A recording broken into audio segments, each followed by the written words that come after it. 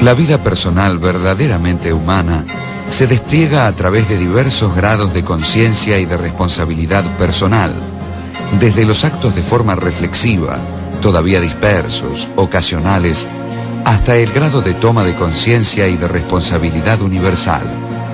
En este nivel, la conciencia aprehende la decisión de imponer al conjunto de su vida personal la unidad sintética de una vida colocada bajo la regla de la responsabilidad universal de sí mismo. Edmund Husserl, la filosofía como autorreflexión de la humanidad.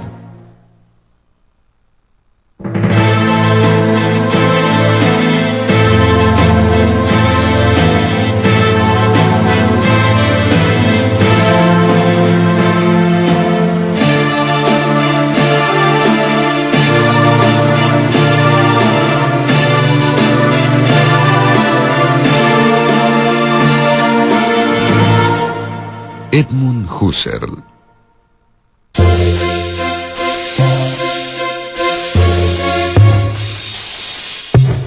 Edmund Husserl, el segundo de 4 hermanos, nació en abril de 1859 en Prosnitz, Moravia, perteneciente entonces al Imperio Austrohúngaro. Sus padres, de origen judío, fueron Adolf Abraham Husserl y Julie Selinger, y pertenecían a la pequeña burguesía. Gracias a sus esfuerzos y sacrificios, el joven Edmund pudo estudiar matemáticas y astronomía en las universidades de Leipzig, Berlín y Viena. Su formación, naturalmente, los estudios se destacó de una manera espectacular, pero su formación originaria es de matemático. Así que fue gradualmente buscando su camino temático, digamos. Un tema lo llevaba a otro, nunca estaba satisfecho, nunca era suficiente lo que había averiguado, todo le abría un ámbito nuevo. Entonces, y siempre se dice de su pensamiento que es pensando, escribiendo, porque realmente dejó mucha más obra en los manuscritos que lo que fue publicado durante su vida.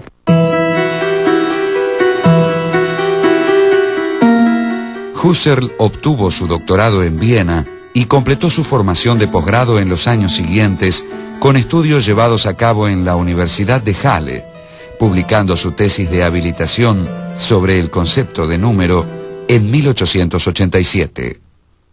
En ese mismo año, contrajo matrimonio con Malvin Stein-Schneider, con quien tuvo 3 hijos. Gerhard, Elisabeth y Wolfgang. Wolfgang muere en la guerra del 14, en el año 16, y los otros 2 hijos también colaboran con la guerra, en el sentido de la hija va como enfermera, el otro hijo también actúa y es herido en el frente, y Husserl mismo, en esos años de la guerra, asume de manera fuerte su compromiso como un alemán con visión universalista.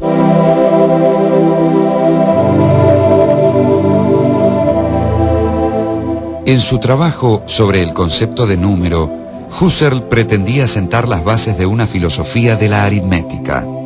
Para ello, se preguntaba cómo es posible que operemos con números y que podamos aplicarlos a objetos reales. El concepto de número es algo que se aplica a cualquier cosa. Podemos contar distintos tipos de objetos, podemos contar incluso nuestros propios estados mentales, y la intuición que guía la investigación, esta primera investigación importante de Husserl, es que de alguna manera los actos mentales están en conexión con los números. Esto luego ha sido llamado el psicologismo de Husserl, porque da la idea de que lo que se realiza es una operación de abstracción sobre los propios estados mentales, y a partir de ahí se consigue el concepto de número 5, por ejemplo. Yo cuento mis 5 dedos, 1, 2, 3, 4, 5, dejo de pensar en los dedos y pienso en lo que he abstraído, y para Husserl ahí obtendría el concepto de número 5. Husserl abandonó sus posiciones psicologistas, considerando que la verdad de un teorema no reside en las operaciones mentales mediante las cuales se procede a su demostración. La verdad de una suma, por ejemplo, no es contingente y subjetiva, sino universal y objetiva. Lo mismo puede decirse de los principios lógicos. Estas reflexiones lo condujeron a buscar un método riguroso de acceder al ámbito de la universalidad.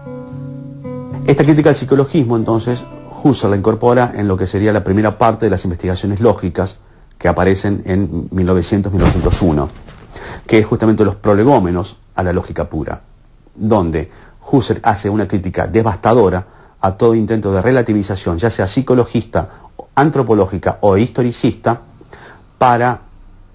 que intente dar cuenta, esta consideración relativista, del origen de los enunciados o de las proposiciones de la lógica. En las investigaciones lógicas, Husserl presenta una teoría de la abstracción y una gramática lógica pura. Asimismo, analiza las relaciones entre expresión y significado, entre lo concreto y lo abstracto, entre las partes y los todos, y entre las intenciones vacías y las significativas. Expone allí una descripción de las vivencias intencionales.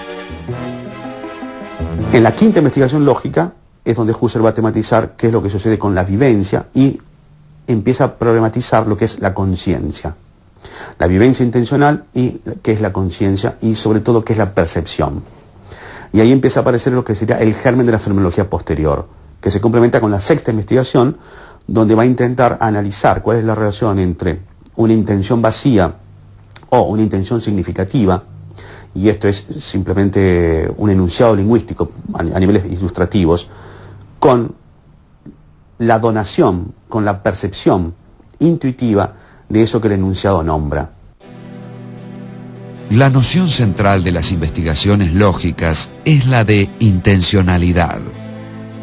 En la versión de Husserl, la intencionalidad designa el puro dinamismo en que consiste la conciencia. Husserl tomó esa noción de intencionalidad de su maestro Franz Brentano, quien también influyó fuertemente a otro de sus alumnos, Sigmund Freud.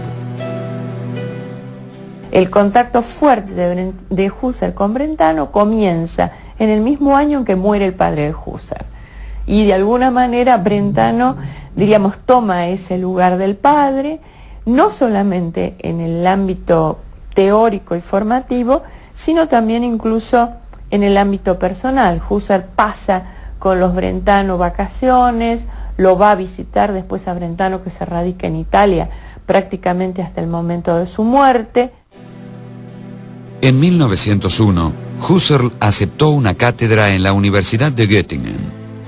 En los años siguientes, publicó varios trabajos que tuvieron gran repercusión en el ambiente académico. Y en el año 1911 aparece un trabajo fundamental para la fenomenología que se llama La filosofía como ciencia estricta.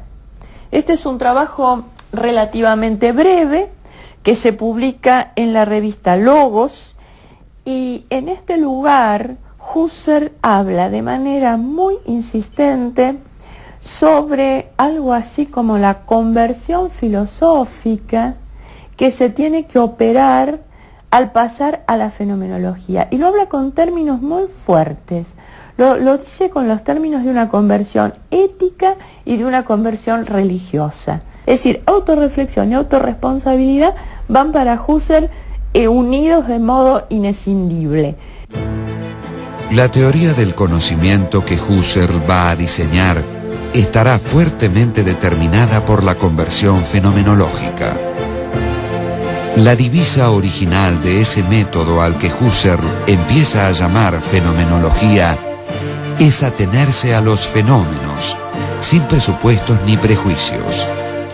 Tomar todo lo que se da en la intuición tal como se da, pero a la vez solo dentro de los límites en que se da. Entonces ahí es donde aparece este mandato de retroceder a las cosas mismas. Este retroceder a las cosas mismas indica un volver a pensar justamente lo que pasa, ¿no es cierto?, en nuestra relación con el mundo y en nuestra relación con el conocimiento. Es por eso que, en términos más o menos populares, la filosofía de Husserl, cuando se la conoce, se la relaciona con una filosofía del conocimiento. Y uno se olvida que, como dijimos al principio, el desafío para Husserl es vivir como filósofo y pensar la vida y la muerte. Por lo tanto, es una filosofía del conocimiento, pero es una filosofía del conocimiento con una impronta ética muy fuerte. Esto conduce directamente a las nociones centrales de la fenomenología: reducción o epogé, intencionalidad, noesis y noema. A partir de la reducción fenomenológica, dejar el mundo fuera, que de eso se trata la reducción fenomenológica, la tesis de existencia, él no es que diga que el mundo no existe, simplemente lo saca como problema de la filosofía. Entonces queda, a partir de ese dejar de lado el problema de la existencia de las cosas, porque aplica la reducción fenomenológica, y eso es la reducción fenomenológica, dejar de lado el problema de la existencia, queda enfocado el ámbito de la conciencia. Y la conciencia se manifiesta como siendo siempre centrífuga, es decir, la palabra que la caracteriza es la intencionalidad. La conciencia es siempre conciencia de algo, está siempre dirigida hacia algo. Y en ese sentido se produce de esa manera, en ese intencionar eso que sea su objeto, lo constituye, vale decir, a partir de una cierta materia, que es la Ile, le aplica formas de la conciencia, una actividad que es la propia de la conciencia, que le permite configurar eso que tiene delante como lo que técnicamente se llama noema. Es decir, la parte activa es la noesis y el resultado de la aplicación de esas operaciones a la materia, que es la Ile, es el objeto o noema.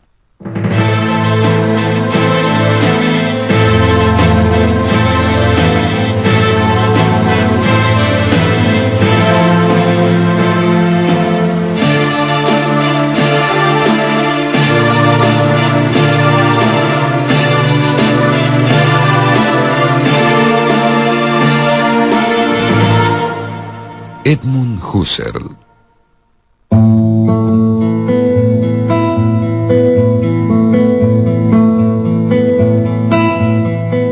En 1913, Husserl publicó el primer volumen de una nueva obra que habría de dividir a sus seguidores: Ideas para una fenomenología pura y una filosofía fenomenológica. En este trabajo realizaría lo que se ha llamado el giro trascendental de su filosofía. ¿Qué significa la epogé trascendental? Lo voy a decir rápidamente y después voy a intentar explicarlo. Es poner en suspenso la tesis de efectividad con que el sujeto percibe el mundo y analizar lo que queda luego que yo puse en epogé o suspendí la tesis de efectividad con la que yo percibo el mundo. Y lo que queda entonces es el mundo como un residuo de la conciencia. Ahora bien, en analogía con la formulación cartesiana, yo pongo en suspenso la tesis de efectividad, pero soy yo el que la pone.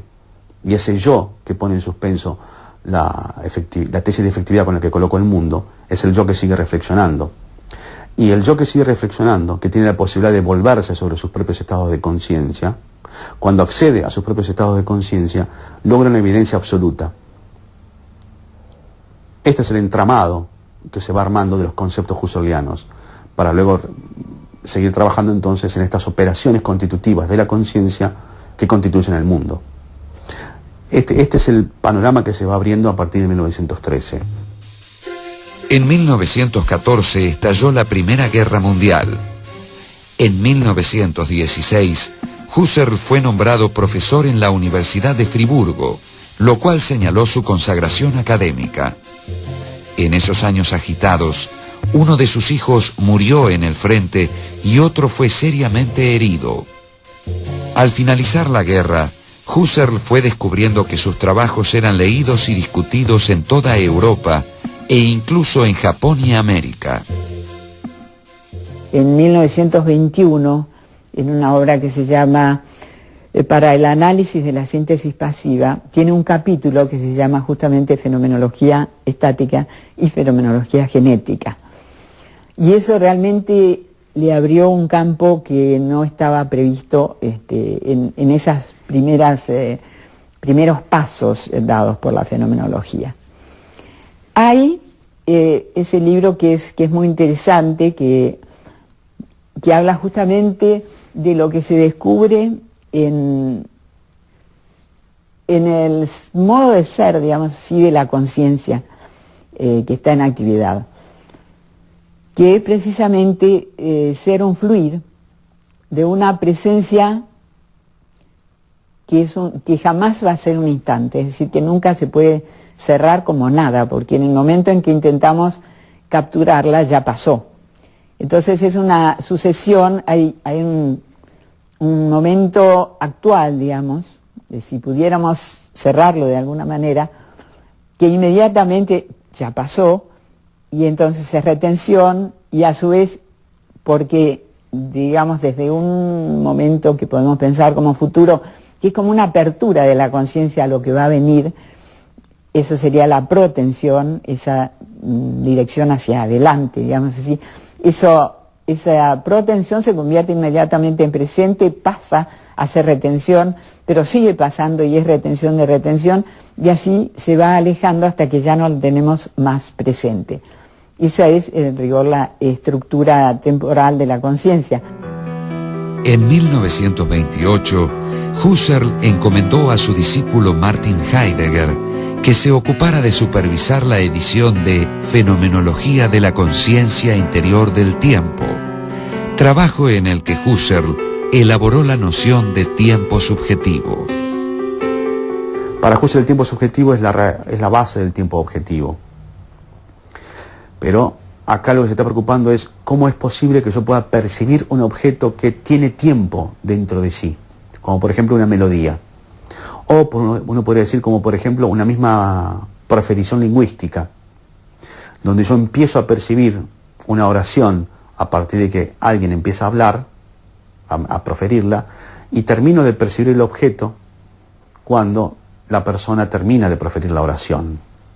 Hay el sujeto que está percibiendo, está llevando a cabo algunas operaciones para poder decir que yo percibí el sentido de esa oración y no que me perdí en la concatenación o yuxtaposición de las palabras. Y empieza a pensar entonces que el tiempo de la conciencia, el tiempo que cada vivencia tiene, está constituido por una instancia anterior que, por un mecanismo en el cual retiene la fase temporal recién pasada y se liga con la fase impresional ahora de la misma vivencia, puedo ir constituyendo ese tiempo inmanente. Y esa conciencia anterior que constituye el tiempo de la conciencia inmanente, Husserl la denomina la conciencia absoluta constitutiva del tiempo, con una doble intencionalidad, longitudinal y transversal, que se autorretiene a sí misma y evita que esta conciencia se termine desperdigando en los objetos que percibe. En los años siguientes, Husserl se abocó a superar el punto de vista de la subjetividad, propio de la filosofía moderna desde Descartes. Salió así al cruce de quienes acusaban a su filosofía de dejar al sujeto encerrado en sí mismo, lo que en filosofía se denomina solipsismo. Y eso fue una de las grandes críticas que se le hizo a Husserl. Digamos, hasta 1973, en que se publicaron los 3 volúmenes sobre intersubjetividad. Eso abarca desde el año 1905 hasta el año 1913, 35, o sea que son 30 años, no queriendo demostrar que la intersubjetividad existe, que es posible, porque intersubjetividad quiere decir nosotros hablamos del otro. Él lo que siempre quiso, igual que cuando se trata de la constitución de la mesa, o sea, no es que en la actitud natural estemos todos equivocados cuando decimos que la mesa es la mesa. Él lo que quiere saber es qué es lo que funcionó, cuáles fueron las operaciones de la conciencia que permiten constituir un sentido como el de la mesa.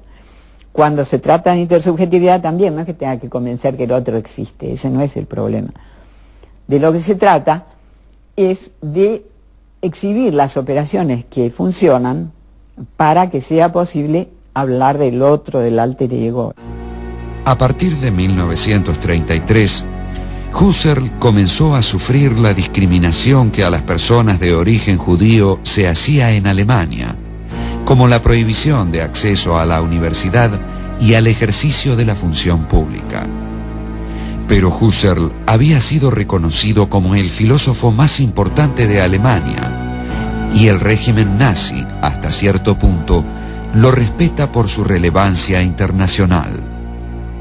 Husserl, que pobre no entiende para nada qué es lo que le ha pasado y lo que está pasando en Alemania, es decir, está en contra, ¿no es cierto?, y se reivindica a sí mismo nuevamente como judío, pero realmente no puede explicarse desde la Alemania que él ha soñado y en la que ha creído, no puede explicarse qué es lo que pasa con el nazismo, ¿no?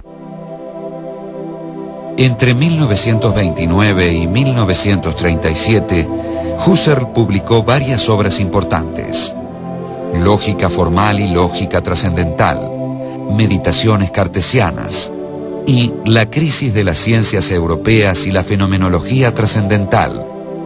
Esa crisis que Husserl ve extenderse por toda Europa asume las formas del sentimiento generalizado de desamparo, la enfermedad del cuerpo social y la pérdida de la fe en la razón. Sin embargo, Husserl se niega a considerar que se trata de una crisis terminal. Él descubre que recíprocamente los unos para los otros somos almas germinales.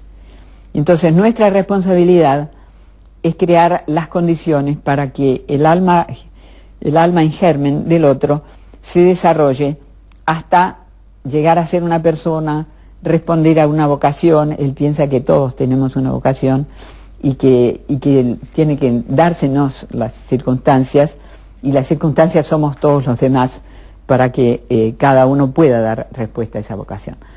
Entonces, y esto no tiene un límite inmediato, para decir que esa forma superior del amor sería la del amor universal. Husserl murió en abril de 1938 a la edad de 79 años. Dejó más de 40.000 páginas estenografiadas a publicar. Según él, lo más importante de su obra estaba en esos textos inéditos, pero solo una parte de ellas han visto la luz hasta ahora. La fenomenología, por él creada, influyó a toda la filosofía europea continental del siglo XX. Cuando lo sorprendió el fin, estaba trabajando en una nueva reformulación de su pensamiento. Unos meses antes de morir, escribió: «Yo no sabía que fuese tan difícil morir. Justamente ahora, cuando he podido emprender mi propio camino, justamente ahora, tengo que interrumpir mi trabajo y dejar mi tarea inconclusa».